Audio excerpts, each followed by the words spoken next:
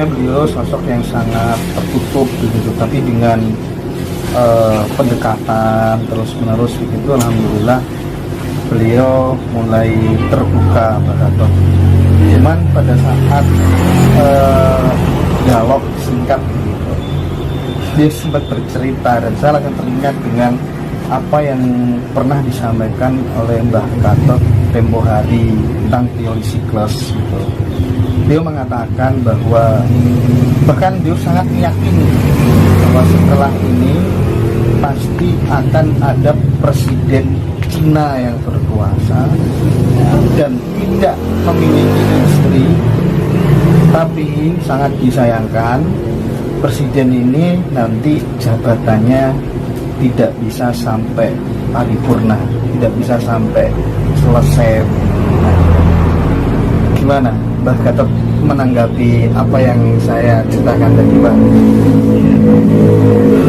Terima kasih. Jadi kalau ada sepuh yang bercerita demikian, rupanya kok sama klop dengan teori siklus ini. Jadi sekarang ini situasi negara itu kalau didasarkan pada teori siklus persis dengan awal berdirinya Mojopahit. Kalau Mojopahit dibangun oleh Kertajasa Jayawardhana atau nama Gerbopatinya itu Raden Wijaya atau Sanggrama Wijaya. Lantas penerusnya adalah Jayanegara. Berikutnya adalah Tribuana Wijaya Tunggadewi, berikutnya Hayam Wuruk. Nah, rupanya kalau berdasarkan teori itu tidak mustahil memang. Nah, setelah orang yang karakternya itu mirip dengan Kertawijaya, nah, berikutnya penggantinya adalah orang yang mirip dengan Jayanegara. Nah, di sini kita paling bagus untuk menelusuri itu, kita melihat lebih dulu itu siapa istri Kertawijaya, istri dari Sanggrama Wijaya ini, Kertajasa Jayawardhana. Itu ada 4 plus 1 yaitu 5. Yang pertama namanya Tribuana, terus ada lagi ada lagi yang terakhir itu Gayatri, dan kawin lagi dengan putri dari Darapetak. Nah, Darapetak ini dimulai dari Cina. Ada yang mengatakan dari Indochina. Indochina itu campuran antara Nusantara dengan Cina. Nah, ini Darapetak itu diberi nama gelar oleh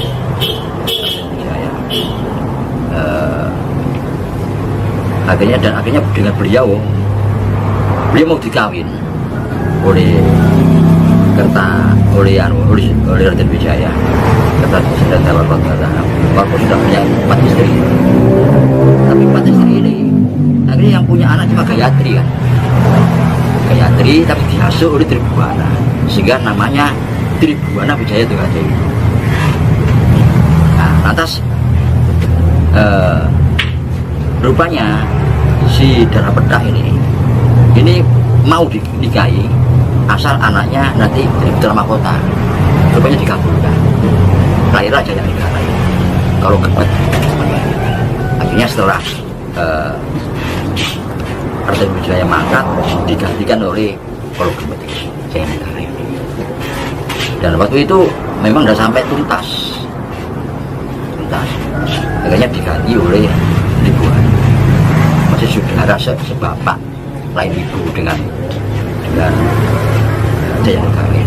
Nah, siapa sosok tokoh sekarang yang mirip dengan Jayanegara? Nah, ini tepat. Ini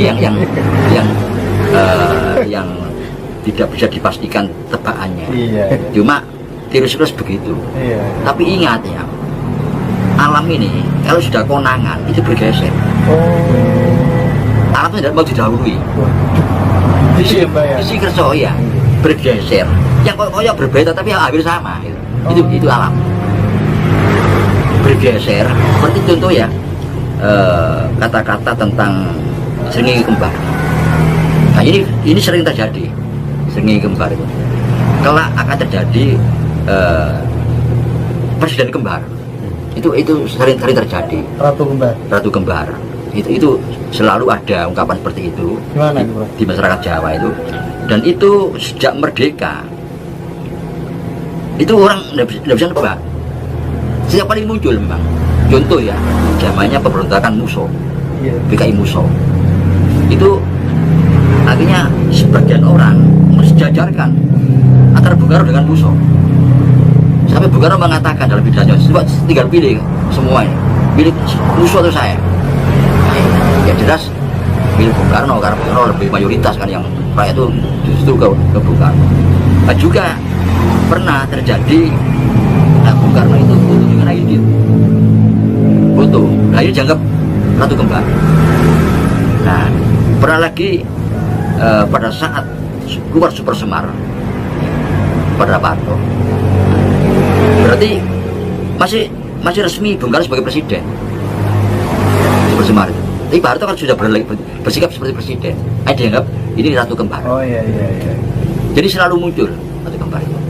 Nah, rupanya kalau ini dikaitkan dengan munculnya sosok Jaya Negara, lantas ada ratu kembar.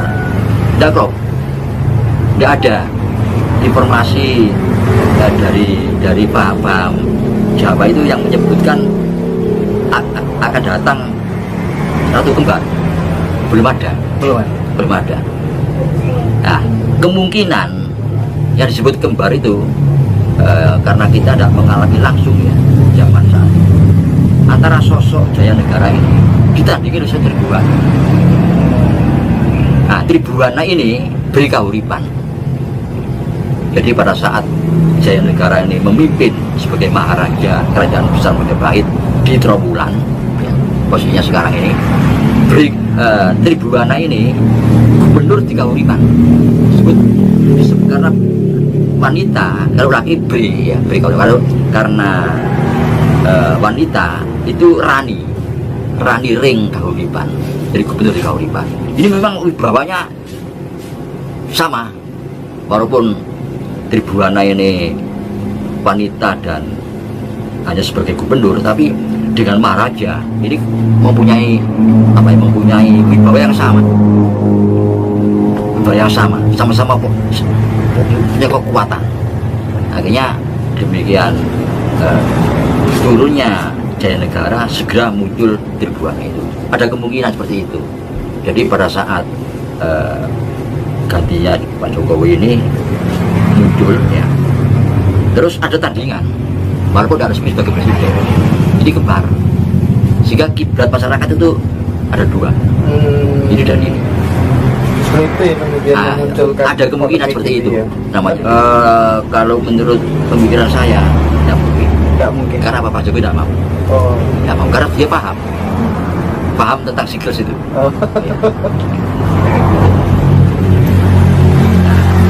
Itu kalau ada kekuatan kembar itu pantas. Tapi ini kadang-kadang orang mengkaitkan siklus ini sekarang ini dianggap akhir Majapahit itu ada. Dengan teori siklus ini orang yang berpaham teori siklus ini justru bukan, kalau saya kan awal Majapahit, beliau akhir. Nah, pada akhir ada memang kekuatan kembar antara Girindra-Wardhana dengan Kertabumi. Kembar ini, kekuatan kembar, ratu kembar. Orang tinggal pilih Kertabumi atau Girindra-Wardhana. Itu sama, baik yang berpegang kepada awal Majapahit maupun akhir Majapahit, sama-sama muncul ratu kembar memang. Ini, kalau itu yang dimaksud, Jadi Bang Gatot mengatakan alam itu tidak mau didahului. Ada nggak kasuistisnya gitu, Bang? Itu banyak. Jadi kebahakan itu meleset, tapi kalau dipelajari lebih lanjut, ternyata sama. Cuma warnanya dirubah oleh alam. dikabulkan. Ternyata sama. Jadi entah yang dikabulkan itu apanya, apa unsur subjektifnya atau objektifnya ini tidak tahu. Gitu. Tapi dari apa yang disampaikan Mbak Gatot tadi, melihat realitas hari ini kayaknya ya kita bukan spekulasi, cuman ya cukup logis. Orang apa tuh namanya tidak punya istri, terus kemudian jadi presiden dan Cina gitu.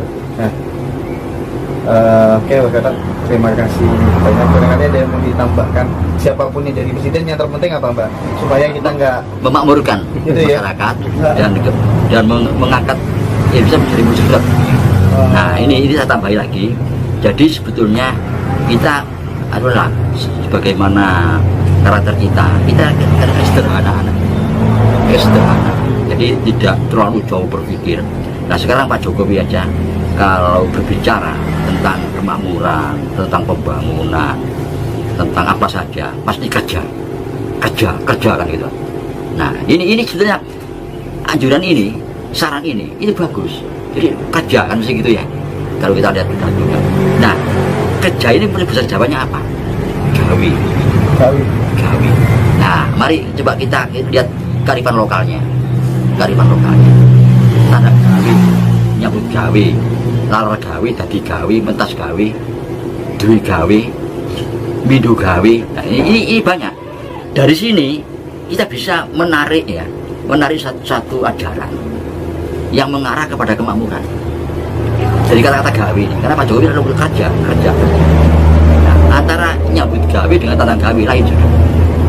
Kalau nyambut gawi ini cari nafkah, mendapat upah dari pekerjaan. Kalau tanda gawi tidak, saya menyapu latar, saya kerja bakti, kan tanda gawi, bukan nyambut gawi. Tapi kalau mindu gawi ini yang harus kita hindari. Mindu gawi, larar gawi, dadi gawi, tiga ini yang harus dihindari. Dari kemakmuran bangsa, terus demografi, tiga faktor ini. Larar gawi, mindu gawi, dadi gawi. Kalau mau dadi gawi jadi beban masyarakat. Mindu gawe ini muspro, mubadir pekerjaan. Dibaleni maneng. Larar gawe ini kayak sepertinya nyambut gawe itu tidak. Dari tiga ini. Ya, itu jadi falsafah itu dari Jawa sederhana aja. Ini bisa dikupas. Yang lain kali bisa dikupas itu. Ya, saya demikian. Oke, Pak Gatot. Pesan terakhir barangkali terkait dengan perpecahan itu hari ini Mbak, yang paling nampak dominan itu karena perbedaan keyakinan atau agama. Iya kan. Nah, apa yang harus dilakukan oleh pemerintah di masa yang akan datang Mbak, supaya ini kemudian masyarakat bisa memahami keberagaman itu Mbak? Rupanya sisa-sisa daripada gerakan orang luar lewat kita untuk memecah belah itu masih ada. Sekarang dimunculkan lebih vulgar ya, tapi sebetulnya tidak terlalu berdampak.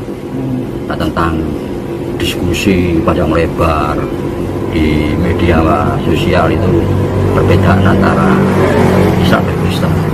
Nah ini coba kalau kita amati, malah kita tertarik. Bagi kita paham Jawa, bertambah mereka diskusi, bertambah memunculkan perbedaannya. Bagi orang Jawa, tambah kelihatan persamaannya, tambah tajam diskusinya, tambah nampak persamaan. Dan mereka itu sama. Ini yang mereka tidak sadar. Seolah mereka itu menunjukkan perbedaan dan saling unggul, saling menang, saling benar. Tapi kita rasakan betul, ternyata justru meninggal yang nampak persamaannya. Itu yang terjadi. Jadi rupa-rupanya ya Tuhan lah ya, yang berkenan untuk seperti itu. Dan ternyata bertambah mereka merasa berbeda, bertambah kelihatan persamaannya. Ini, jadi ini yang kami amati dan kami yakini bahwa satu hendaknya kita selalu rukun, jangan sampai ada perpecahan, karena taruhannya kita ini adalah kerukunan pembangunan untuk mencapai kemakmuran, sumber daya alam, sumber daya manusia sudah cukup, pembangunan sudah berjalan dengan bagus. Nah, tentang diskusi yang selama ini semara, itu pesan saya, tambah anda itu menunjukkan perbedaan, tambah kelihatan persamaannya, tambah nampak bahwa itu sama. Itu sama hanya dengan dulu Buddha dan Hindu, mereka diskusi perbedaan.